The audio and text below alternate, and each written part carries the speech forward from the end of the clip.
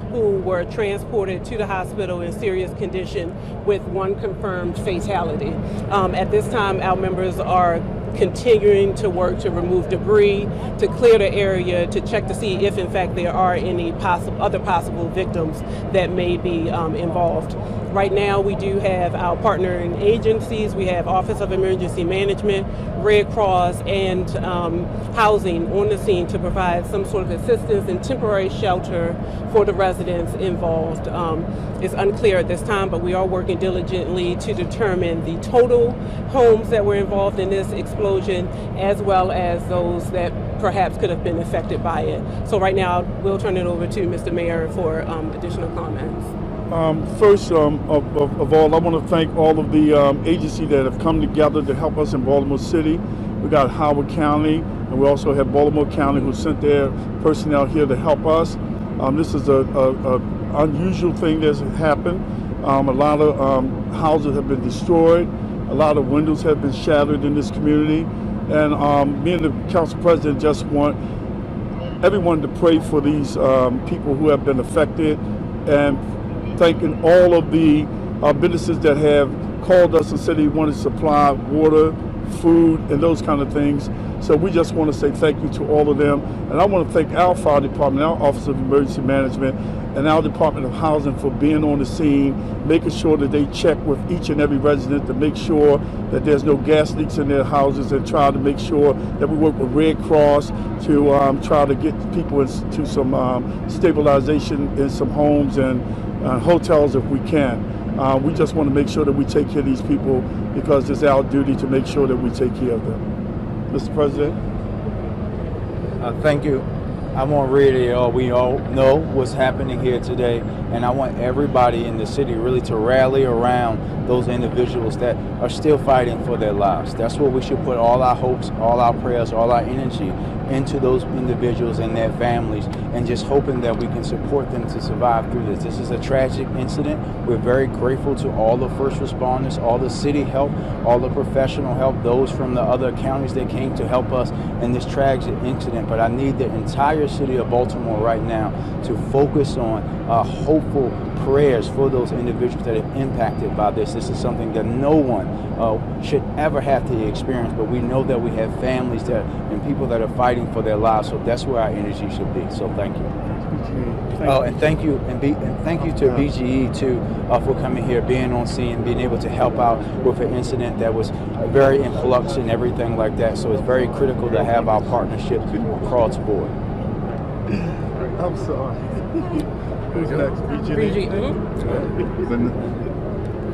I'm sorry. Good afternoon, everyone. I'm Linda Foy with Baltimore Gas and Electric. BGE is continuing to work to turn the gas off to this area. We're now working to turn off the gas main, which will likely take customers out who've been largely unaffected by this event, but that's what we need to do in order to make the area safe. And once we make the area safe, we can then begin to make repairs and to also understand what happened.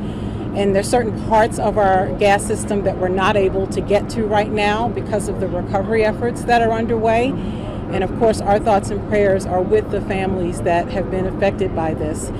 There may also be customers who are without electric service right now. It's my understanding that this incident caused some damage to the electric lines as well. We are working to restore those customers. But if there are customers who are without electric service at this time, we would ask that they either report it through our mobile app or give us a call. But certainly our number one priority is and always will be to keep our employees and our customers as safe as possible. And we will not compromise that as this investigation and this process is ongoing. Thank you.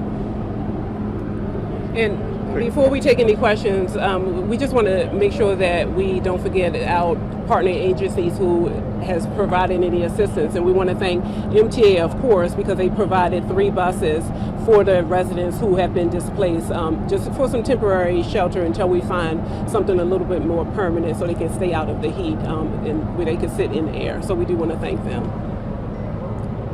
Questions?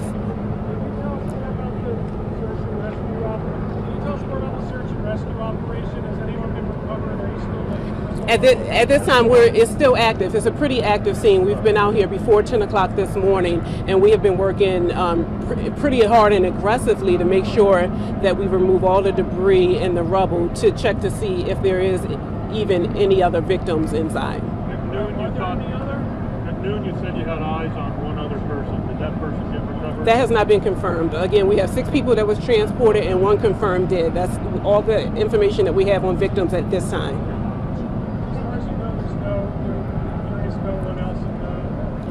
We do not have that information. It's still pretty active. We're searching. So it's a rescue operation. So right now we're still searching. Hold on. Question here. Can you talk about just what the next few hours look like? Do you expect to be here all night? We're prepared to be here throughout the night and as long as it takes. Again, it's still pretty active. We haven't determined if there are any other victims. So again, we're working diligently. We're trying to make sure that we comb through every area to determine if there are any victims inside. Ethnicity of the victims, and also how many people have been displaced so far?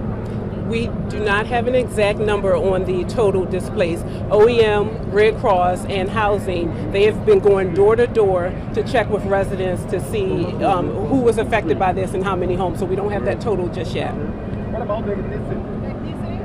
I'm sorry? The ethnicity of the victims. It's unclear. We don't have their sex, their race, or ages at this time.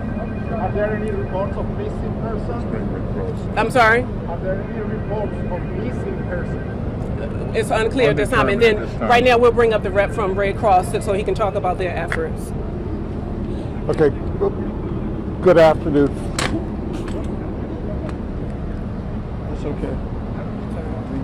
Might have to hold it up. All right, let me try again. I'm sorry, folks. Paul Carden, C-A-R-D-E-N. Hold on for a second.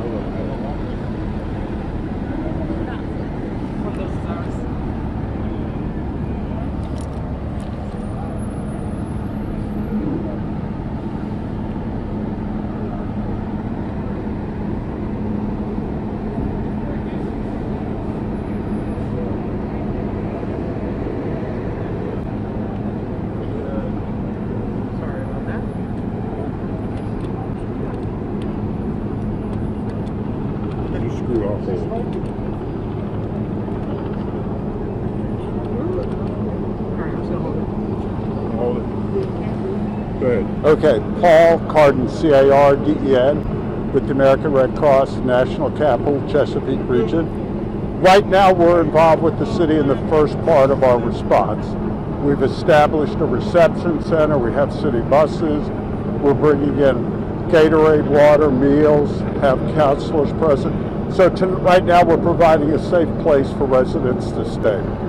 Tonight, once we find out how many people cannot return to their homes, we'll make arrangements for them to find a safe, secure place to stay tonight, most likely a hotel. Tomorrow we'll begin working one-on-one with the families whose homes have been destroyed, who have injured family members, or have lost a loved one in the explosion. Our services will be mental health, spiritual health, health services. We'll also have our volunteers provide financial assistance, information, and referrals. So this is the beginning with our city partners on a very long, complex recovery process for those who were affected by this tragic disaster today. Okay. Thank you. Thank you, guys. Can you talk about the role that the urban search and rescue unit is playing in this investigation? We saw that there's a state vehicle here at urban search and rescue. Yeah. Can you talk about what Take they're playing in the investigation? Last question from Lowell. Lowell, you have the last question. You got the last question, Lowell. Let's go.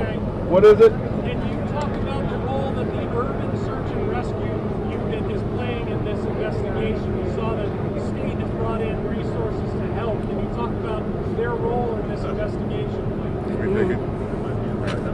All right, so basically what's happening with that is they're assisting us with this operation that we're dealing with right now. This is still a rescue operation at this time. It's not a recovery operation, it's a rescue operation because we still are in the unknown at this point. So that's what they're doing, they're assisting us. So as the mayor had said earlier, there are multiple agencies that have come into Baltimore to assist us, and we're very thankful for them. All right, thank you very much. We'll update you guys later.